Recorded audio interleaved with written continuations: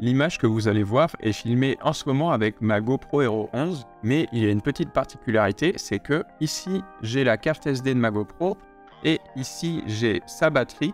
Du coup la caméra en ce moment est en train de me filmer, mais elle n'a pas ces deux éléments.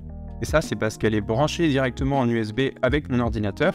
Et du coup ça me permet de pouvoir filmer et enregistrer en local directement mes fichiers de mon ordinateur. Donc là, dès que je vais presser sur Stop l'enregistrement, je peux direct commencer à faire mon montage, ce qui va me faire gagner beaucoup de temps parce que normalement, il faut que je copie les fichiers de ma carte SD sur mon ordinateur. Et du coup, tout ça, c'est grâce au logiciel GoPro Webcam qui permet de faire la liaison entre votre caméra GoPro et un ordinateur via un câble USB. Donc, comme je vous disais, ça permet déjà de ne pas avoir besoin de batterie. Donc, on peut enregistrer pendant même plusieurs heures sans problème. La caméra sera toujours alimentée et ça permet de ne pas avoir une carte SD et une mémoire qui est trop limitée.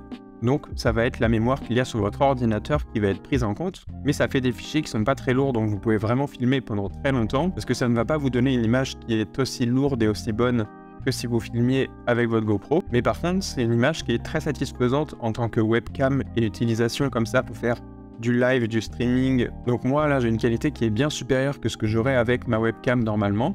Le seul petit problème, c'est que la GoPro ne fait pas de prise de son pendant qu'elle est en mode webcam. Donc soit le son va être pris par le micro qui est dans votre ordinateur. Moi j'ai un petit micro cravate que j'ai branché en USB qui est posé sur mon bureau.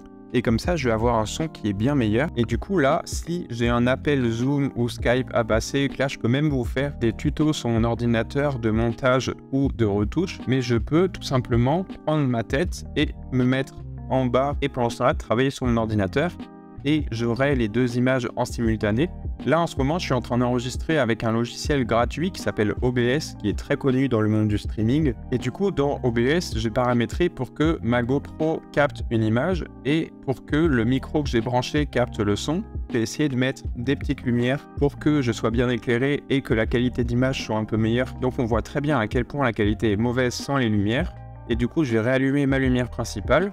Et si j'en ai deux en fait, c'est parce que comme ma lumière principale est plus située de ce côté-là, ça fait que j'ai quelques ombres de ce côté-là sur mon visage. Et pour uniformiser un petit peu tout ça, j'ai une plus petite lumière que là j'allume et ça va me faire un éclairage qui est un petit peu plus uniforme. Donc si jamais vous avez des appels à faire sur Zoom ou sur Skype, la qualité est quand même bien meilleure avec ce système qu'avec la webcam et le micro d'un ordinateur. Et en plus, ça m'a absolument rien coûté parce que j'avais déjà tous ces accessoires chez moi.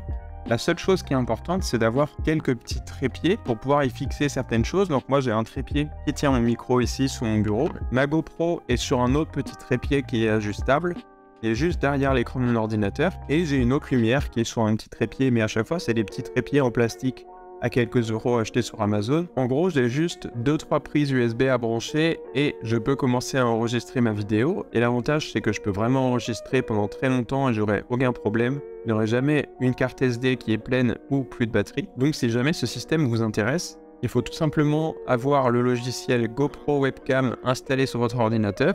Moi, par contre, ça fait des mois que je n'arrivais pas à le faire marcher sur mon ordinateur. J'avais essayé de faire toutes les mises à jour possibles de pilote et tout ce qu'on m'avait recommandé. J'ai même contacté le service après-vente GoPro. Et là, il n'y a pas longtemps, ils ont sorti une nouvelle version de leur logiciel et qui fait que pour moi, maintenant, ça marche à chaque fois. Donc, je vais vous mettre le lien dans la description de cette version. Ce qui est très pratique aussi, c'est qu'on peut changer les différents objectifs numériques. Donc, le champ de vision que la GoPro va nous montrer. Là, pareil, je suis en linéaire pour l'instant, mais je peux passer, si je veux, en large. Ça prend une petite seconde à faire le changement. Et je peux même aller jusqu'à du Super View. Donc voilà, là, je suis en Super View. Comme vous pouvez voir, on voit beaucoup plus autour de moi. Ce sera peut-être pas ce qui paraît être le plus pro, mais des fois, ça peut être intéressant si on veut montrer beaucoup de choses qui se passent derrière. On a l'option ici, dans GoPro Webcam, de changer l'objectif. Je vais repasser en linéaire. Du coup, voilà pour tous ceux qui voudraient ce type d'installation. N'hésitez pas si vous avez des questions à les poser en commentaire. Et si vous êtes abonné, on se retrouve très vite dans la prochaine vidéo. Et je vous dis ciao!